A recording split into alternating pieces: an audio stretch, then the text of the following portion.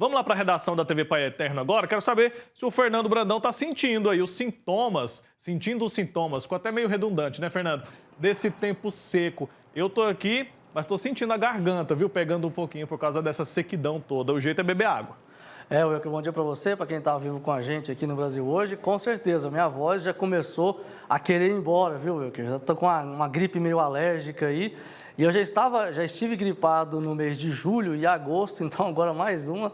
É o clima meio, essa gangorra, né? Um dia está quente, um dia está frio, está muito seco, enfim, a gente está sentindo bastante os efeitos aqui desse tempo seco, viu, Wilker? Infelizmente, os efeitos vêm para todo lado, para todo mundo, viu? É, em praticamente todo o país. Então, o alerta está feito para você aí que nos acompanha. Mas o Fernando não está aqui para falar sobre esse assunto. Ele veio para tratar sobre os novos dados divulgados hoje pelo Instituto Brasileiro de Geografia e Estatística, o IBGE, que apontou, né, Fernando? Os números apontaram aí que a população brasileira cresceu 4,68% em 2024. O que isso quer dizer? É isso mesmo, Wilker. Olha só, 212.583.750 habitantes. Esse é o número de pessoas que vivem aqui no Brasil, de acordo com os dados que o IBGE divulgou hoje aqui do nosso país. Dados são revisados porque no ano passado a estimativa era de que o país tinha pouco mais de 203 milhões de habitantes. Esses dados foram revisados e consideram a contagem até o dia 1º de julho de 2024.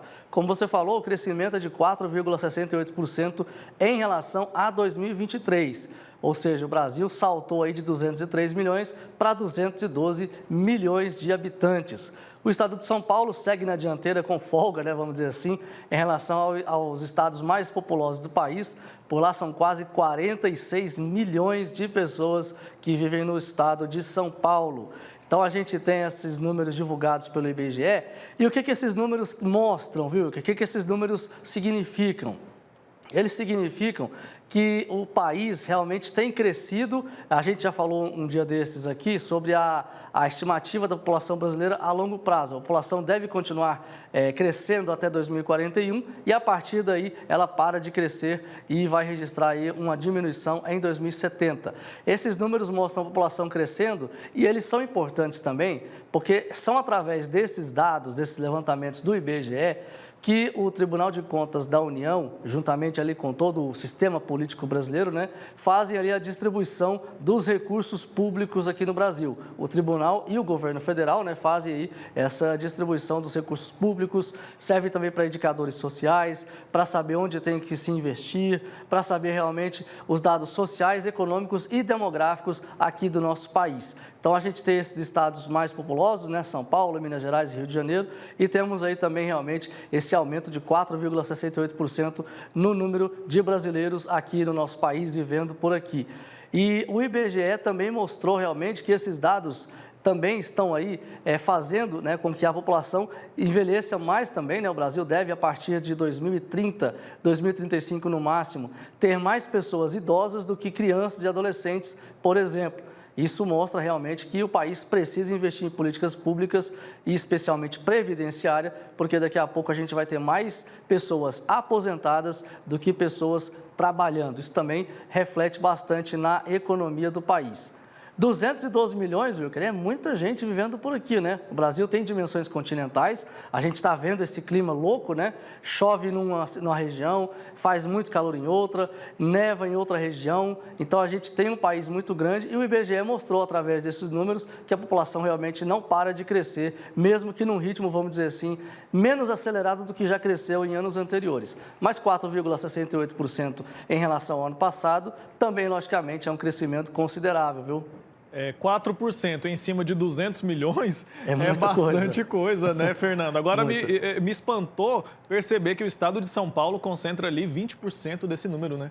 Exatamente. Nem é o maior estado em extensão territorial. Exatamente, para você ver como são as coisas. E o estado de Minas Gerais, que é o segundo mais populoso, tem aí menos da metade da população do estado de São Paulo. Então, só para você ter uma ideia, inclusive o estado de Minas Gerais é o estado com o maior número de cidades aqui no Brasil. para você ver que o país tem realmente... menos gente. Exatamente, tem menos gente, bem menos gente que São Paulo, por exemplo, né? Então a gente vê que o Brasil ele é muito de contrastes, são contrastes terríveis que acontecem no nosso país. Isso mostra que a atenção de governos precisa realmente estar voltada a cada cantinho do país, porque a gente tem aquele velho ditado, né? São vários Brasis dentro de um mesmo Brasil, viu, Wilker? Isso é muito claro, né? Quando a gente divide o nosso país. Então a gente tem São Paulo, o que a gente chama de densidade demográfica, né? As pessoas estão concentradas principalmente na região sudeste. Isso. O maior estado em região ali, em território, é o Amazonas, mas se a gente for olhar, não está entre os mais populosos. Não, não está. Tá certo, Fernando. Obrigado pela sua participação, números importantes, justamente porque é a partir deles que a gente percebe ali a elaboração de políticas públicas que vão impactar na nossa vida, vão impactar no nosso dia a dia. Exatamente. Abraço para você, até mais. Para você também. Tchau, tchau.